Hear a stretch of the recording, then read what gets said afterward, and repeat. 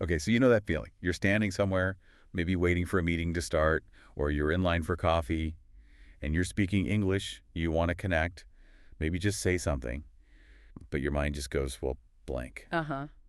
That silence. Yeah, that awkward silence, it just stretches out. You're Yeah. thinking, what on earth do I say right now? Yeah. It can feel like a real wall. Oh, absolutely. It's a super common experience, I think, for almost anyone learning or operating in a language that's not their native one. That hesitation, it often comes from not being sure, where to even start, what's okay to talk about, what's light enough. Right. Or how do you keep it going beyond just one sentence? Exactly. How do you make it flow naturally like you hear other people doing? And it's frustrating, isn't it? Because you Yeah. feel like you're missing out on chances to, I don't know, build a bit of rapport or just feel more comfortable in those everyday moments where English is the common ground. Yeah, those little interactions add up. But that feeling, that awkwardness, we're actually going to dive deep into that today. We got our hands on some really insightful material, basically like a guide focused specifically on this thing called small talk in English. That's right. And this deep dive is all about unpacking what this material tells us. It really breaks down small talk like, what is it fundamentally? Why is it actually way more important than just, filling silence? And it gives really clear, practical advice on how to handle those first steps in a conversation. Okay, so our mission here is to take all the good stuff from this material and make it really useful for you, the listener. We're going to explore the definition, get into why it matters so much in places like the US, the UK, Canada, Australia. Cultural weight it carries. Exactly. And get specific what topics usually work, what should you probably steer clear of. And crucially, how does understanding the whole cultural side of it help you sound and feel more natural and confident when you're speaking English? Yeah, the goal really is to help you move past that, uh-oh, what do I say, moment, to give you the understanding and maybe some tools to feel more prepared, more comfortable. Because as the material really emphasizes, small talk isn't trivial. It's actually a key skill for building connections and just navigating the social world in English. Okay, let's get into it then, starting right at the source. Based on this material, what actually is small talk? When we use that term, what are we defining? Fundamentally, the material defines it as light, casual conversation. It draws a very clear line. This is not about deep, serious, or heavy topics. Okay. The focus is squarely on everyday things, the kind of low-stakes, surface-level aspects of life. Think things you can talk about easily without revealing too much personal detail or getting into anything controversial. So definitely surface level. We're not launching into our life story or debating complex issues or sharing our biggest worries 5 minutes after meeting someone. Keep it light, keep it simple. That seems to be the core idea. That's the what's. But the material quickly pivots to the why. This isn't just pointless chatter. It serves really specific purposes in conversation. Right. And what are those purposes highlighted in the source? Well, several key ones. First, maybe most importantly, it helps people feel comfortable together. Whether it's two people or a small group, it sort of warms up the social atmosphere, makes things feel less stiff or awkward. Ah, okay. Like a social lubricant almost. Exactly. It eases people into interacting. It also plays a role in building connections. Now, these might be very brief, temporary connections, like with a cashier or someone you sit next to briefly. Or they could be the very first step towards a deeper relationship, like with a new colleague. Precisely. It's that initial acknowledgement establishing just a baseline level of rapport. And obviously, it directly tackles that awkward silence problem we mentioned. Small talk is the culturally accepted way to fill those potentially uncomfortable gaps. It's like the default setting for starting an interaction or bridging a pause. The material had a really good example, didn't it, about the airplane scenario. It did, yeah. It asks you to picture two strangers assigned seats next to each other on a flight. Oh, The point it makes is these two people aren't going to immediately start discussing, say, their marital problems, their deepest anxieties about their careers, or their existential dread. definitely not. That would be incredibly weird and uncomfortable, right? You've literally just sat down next to this person. Completely inappropriate for that context.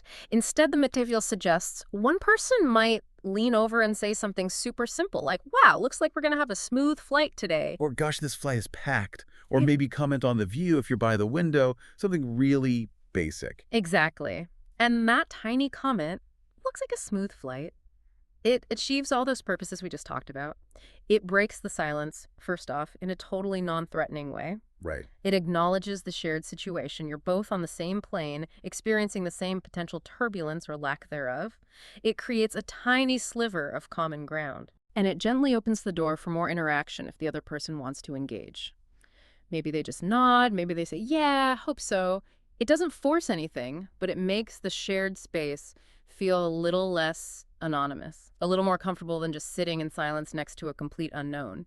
It's a low-risk way to acknowledge their presence. That example really clarifies it. It's not about having a profound discussion.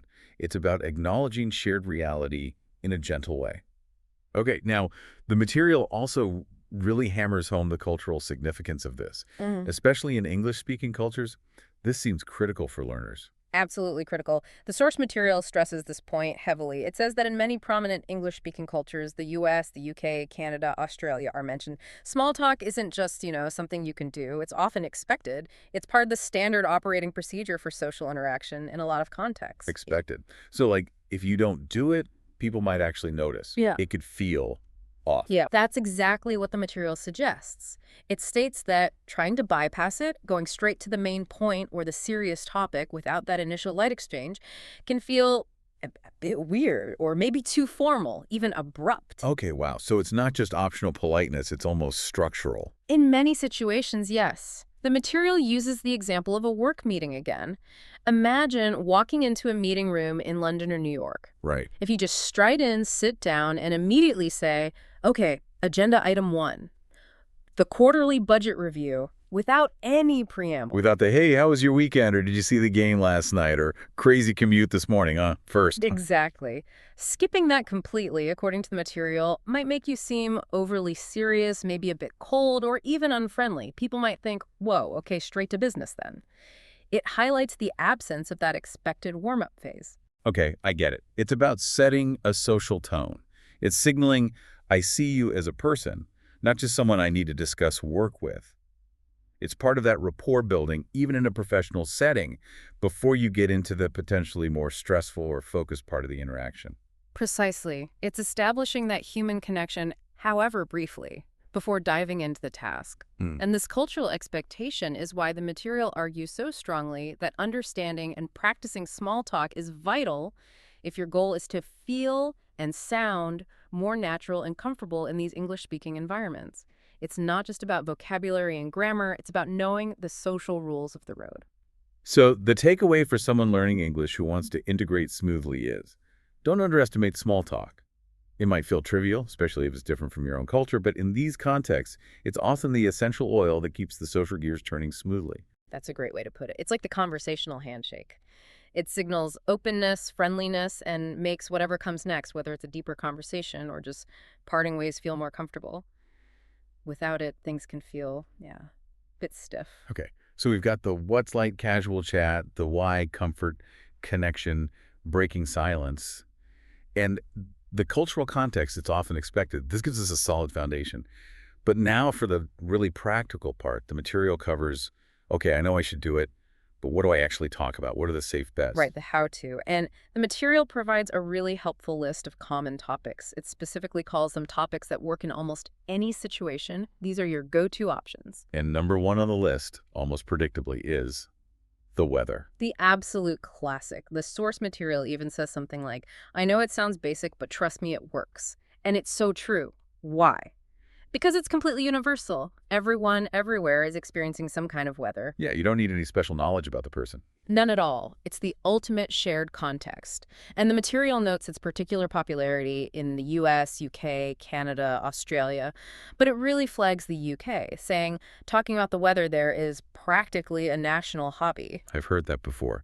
That specific UK mention is interesting. It is, isn't it? It suggests that while it's a safe topic everywhere, in the UK, it holds this extra cultural weight. It's like a default social script that everyone knows. The material gives super simple examples. It's such a nice day today. Or the opposite. Wow, it's freezing outside. These aren't exactly deep meteorological analyses. Not at all. They're just simple observations. They invite agreement, maybe a brief comment back. Yes, lovely, isn't it? Or I know I should have worn a warmer coat. It's just about acknowledging that shared environment in a positive or neutral way. You're basically saying, hey, we're both here experiencing the sun, rain, cold. Okay, weather. Eh. Check. Simple, safe, universally understood in these cultures. What's the next reliable topic from the material? Weekend plans. This is framed as another really safe and easy one. Why is that one considered so safe? Well, most people have some kind of weekend, or at least a break from their usual routine. And discussing leisure time, what you did, what you're planning, is generally comfortable territory. It's usually associated with relaxing or enjoyable activities, so it keeps the tone light. Makes sense. And the examples given are pretty straightforward, right? Like asking on a Monday, how was your weekend? Exactly. Or on a Friday, got any fun plans for the weekend? These are perfect little openers. They show a casual, friendly interest in the other person's life, but without being nosy. You're asking about their free time, which is usually controversial. And the person can answer briefly or elaborate if they want to. Right. They might just say, oh, pretty quiet, just relaxed. Or they could share, yeah, I went hiking, it was great. It gives them control over how much they share. Okay, so weather, weekend plans. The third one the material highlights is travel. Yes, and the source notes, very accurately, I think, that everyone loves talking about travel, or at least many people do. It taps into positive things. Dreams, exciting past experiences, future plans. It's generally an upbeat topic. Generally, yes, it's associated with adventure, new places, relaxation. So the material suggests questions like, have you been on any trips lately? Or a more aspirational one, what's your dream travel destination? Those are good openers because they invite more than just a yes-no answer. Exactly. And this is where the material brings in a really crucial point about making small talk actually work. The importance of follow-up questions. Right. It's not just about asking the first question. Definitely not. If someone says, yeah, I went to Italy last year, the material suggests following up with something like, oh, that sounds amazing. What was your favorite part? Or, wow, Italy. Anywhere specific. That's key, isn't it? It shows you were actually listening. And it shows you're listening, and it keeps the conversation alive. It turns it from a simple Q&A into a mini interaction. As the material implies, follow-up questions are how you keep the conversation going. You pick up on something they said and gently toss the conversational ball back. It makes it a dialogue, not an interrogation. That's a really practical tip. Listen for cues and ask something related. Okay. Weather, weekend, travel. Hmm. What was the fourth safe zone mentioned? Food. The material calls this one super easy because, well, everyone eats. It's another universal connector. Can't argue with that. Right. So whether you're talking about trying new restaurants, cooking at home, different cuisines, or even just what you had for lunch, it's usually pretty accessible ground. And the example questions are simple entry points. Yeah. Things like, have you tried any good restaurants lately? Or maybe, do you like cooking? Straightforward. Very. Most Yeah. people have some opinion or experience related to food. Maybe they're a foodie. Maybe they just know a good local pizza place. Maybe they hate cooking but love eating out. Whatever it is, they can usually respond to these prompts. As the source says, you can quickly have a conversation, starting from here. It lets people share preferences or experiences without getting too personal. Okay, so let's just recap those safe zones from the material. We've got weather, weekend plans, travel, and food. You touched on why they're safe, but let's just spell it out based on the goal of small talk. Sure. If the goal is comfort, breaking silence, building light connections, these topics are ideal because, one, they're generally neutral. They don't usually carry strong emotional charges or lead to arguments like, say, politics might. Right. Two, they're non-intrusive. You can talk about the weather or your favorite food without revealing deep personal secrets. You control the level of detail. And three, they're highly relatable. Almost everyone experiences weather, has weekends, eats food, and has thoughts or experiences about travel. This makes it easy for both people to participate and find some even tiny common ground. They're low-risk, high-accessibility conversation starters. That makes perfect sense when you frame it around the purpose of creating that easy, comfortable initial interaction. Okay, so we have our toolkit of go-to topics. But just as important, the material stresses is knowing what not to talk about, the conversational minefields to avoid. Yes, this is crucial. Avoiding pitfalls is just as important as knowing the safe paths. Making someone uncomfortable or causing offense completely defeats the purpose of small talk. And the first big avoid topic on the list is politics. The material is very direct about this. The reason, people have very strong opinions about it, and it warns that a casual comment can escalate into a debate really quickly. Yeah, that sounds like a recipe for awkwardness. Or worse. Definitely. And the material adds that important nuance, especially in the U.S. It recognizes that the political climate can be particularly polarized and sensitive in certain places. So unless you know someone really well. Unless you know them well, understand their views, and maybe even have a tacit agreement that political discussion is okay between you, it's generally best avoided for light initial small talk. The goal is rapport, comfort, connection politics often achieves the opposite with strangers or acquaintances. It's just too high risk. Okay, duly noted. Politics is out for small talk. What's next on the avoid list? Money, personal finances. Ah, okay. Why is that one considered off limits? The material explains it clearly. Asking direct questions like, how much money do you make? Or even, wow, nice car, how much did that cost? Can make people feel really uncomfortable. Yeah, I could see that. And it specifically mentions that in many cultures, including dominant English-speaking ones, discussing personal financial details with people you don't know well is often considered rude or intrusive. It feels like prying. Exactly. Income, wealth, how much things cost these are generally seen as private matters. Bringing them up in casual conversation can feel invasive, maybe even judgmental. Small talk relies on respecting boundaries, and financial questions often cross that line. Okay, so no politics, no money talk. The third area the material flags is broadly termed personal topics. What falls under that? The examples given are things like asking someone's age, their weight, or their relationship status, like, are you married, divorced, single? The material says these topics can be a bit awkward. Well, think about it. People can be sensitive about their age or weight for various reasons, and relationship status can be complicated, personal, maybe even painful for some. Asking directly about these things puts someone on the spot about potentially sensitive personal information. Right. And this is where the material gave that really useful alternative, didn't it? Instead of asking, are you married? Yes. This was a great practical tip. Instead of that direct, potentially awkward question, it suggests something much broader and socially focused, like, do you have any plans for the holidays? Ah, that's clever. How does that work better? It shifts the focus from a specific personal status, married, not married, to shared activities or cultural events, holidays. Anyone can talk about holiday plans, whether they're spending it with family, friends, traveling, or just relaxing, without having to disclose their specific marital status if they don't want to. It keeps the conversation flowing, but respects personal boundaries. It's a fantastic illustration of focusing on external experiences rather than internal facts. That's a really valuable distinction. Focus on activities and shared experiences, not personal labels. Okay, and the final category of topics to generally avoid. Negativity and complaints. The material is quite firm on this, starting off by complaining, oh, this traffic is unbearable, or I really hate my job, or this party is so boring. Just casts a negative pall over the interaction right from the start. Yeah, it's a bit of a downer. Exactly. And the material reminds us small talk is meant to be light and positive. So the advice is simple. Try to keep things upbeat. Why is starting negative so bad for small talk? It kind of puts the other person in a difficult spot. Do they agree with your complaint? Do they try to cheer you up? Do they feel obligated to listen to more negativity? It can feel like you're dumping your problems onto a casual encounter. The goal is a brief, pleasant connection, not a therapy session or a mutual complaint fest. Keeping it neutral or positive makes it much easier and more welcoming for the other person to engage. Okay, let's quickly summarize the danger zones from the material. Avoid politics, too divisive. Money, too private. Overly personal questions like age, weight, relationship status, too intrusive. And general negativity or complaining kills the light, positive vibe.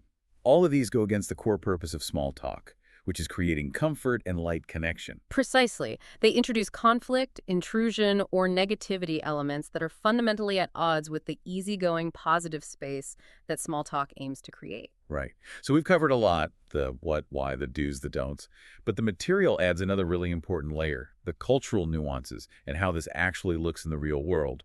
It makes the point that it's not just what you say, but also how, where, and even that the norms can vary slightly between different English-speaking places. This is where it gets really practical, understanding the context. The material stresses that knowing these nuances helps you feel more confident and natural. What might be a standard small talk opening in one scenario might feel slightly different in another, even within the same broad culture. And it gives specific examples of where small talk is really common, right? like the workplace. Yes, it singles out the workplace in English-speaking cultures, saying small talk is expected in many situations there.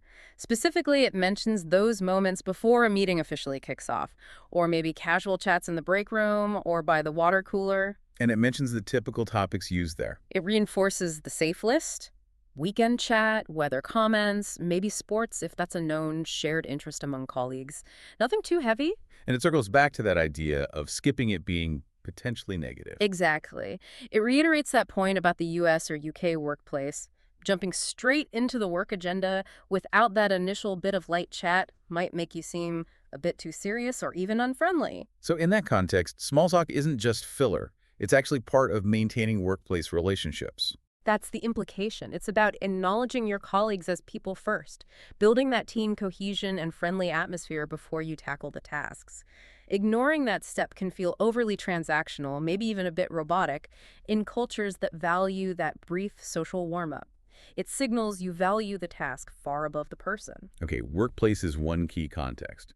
What about just everyday life examples? The material mentioned coffee shops. Yeah, a classic example. You're ordering coffee, and the barista might ask, "How's your day going?" as part of the transaction. And the material gives a simple reply like, pretty good, just grabbing some coffee before work. How about you? Right, and that tiny exchange, the material points out, is small talk woven into a service interaction. You're there for coffee, they're there to serve it, but that brief, friendly question and answer just elevates it slightly. It makes it feel a little more human, a little more pleasant than just stating your order and paying in silence. It adds a micro moment of connection. It's amazing how these tiny interactions can change the feel of things. The material also mentioned public transport. Mm-hmm. Waiting for a bus, maybe sitting on a train. The source suggests you might hear or make comments like, "Wow, busy morning today, huh?" if it's really crowded. Or, this rain is something else, if the weather is notable. Exactly. Again, simple observations tied to the immediate shared environment. Everyone at the bus stop is experiencing the same crowd or the same downpour. And the material made a point about what these comments achieve. Yes, it explicitly states that these small comments like these help people feel more connected, even with strangers. That's a really interesting observation. Small talk isn't just for people you know or work with. It functions in public spaces to reduce that feeling of total anonymity. Just a brief acknowledgement of shared experience can make people feel, yeah, a tiny bit more connected to the strangers around them. It's social glue working subtly in public. Feeling connected, even with strangers, through simple comments, that's quite powerful when you think about it. And the material brought back the British weather example here too, didn't it? It did. It circled back to really emphasize how weather talk functions specifically in British culture, calling it that easy, neutral topic that can work in almost any situation there. And gave those quintessential examples. Lovely day today, isn't it? Hmm. Or the classic, slightly more downbeat, looks like it's going to rain again. Right. And bringing that example back, along with the national hobby comment from earlier, really hammers home how a seemingly insignificant topic can become a deeply embedded cultural tool for initiating contact, filling silence, and navigating social moments. There are these local flavors and specific nuances. These examples really drive home that small talk isn't just about language proficiency. It's about understanding and participating in a cultural practice. It's part of the social software. And the material wraps up this section with a strong message for the listener, saying, practicing small talk is essential if you want to sound natural. Yes, and it directly addresses listeners who might come from cultures where these kinds of interactions, especially with strangers, are less common. The material is very clear. In English-speaking countries, small talk is a normal and expected part of daily conversation. That feels like such a vital takeaway. It might feel strange or unnecessary or even pushy if it's not typical in your own culture. But the message here is, if your goal is to interact smoothly and feel comfortable in many English-speaking contexts, you kind of need to embrace small talk as just part of how things are done.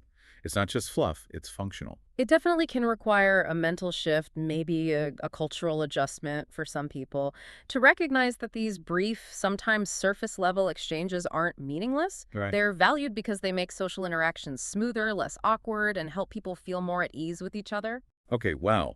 So this deep dive, really following the path laid out by this source material, has covered a lot of ground. We've got the definition, the purpose, the cultural weight, the safe topics, weather, weekends, travel, food, and the topics to avoid: politics, money, deep personal stuff, negativity, all backed up by examples. And we looked at where it happens, work, coffee shops, public transport, and how it functions differently even within English-speaking cultures, like the UK weather focus. It's definitely more complex than just chatting, isn't it? There's a real structure and purpose underneath it all. There really is. It's a specific communication tool with its own set of informal rules. And the great thing is, the material doesn't just leave us with the theory. It gives you, the listener, a really concrete way to start putting this into practice. Yeah, it ends with a very simple, practical three-step challenge, something you can try almost immediately. Okay, what are the steps? Step 1 is, Step 1. Just try to start a small talk conversation in English. Find a low-stakes opportunity, maybe with a cashier, someone you're waiting near, a colleague before a meeting, and initiate. okay, take the plunge. Step 2. Step 2.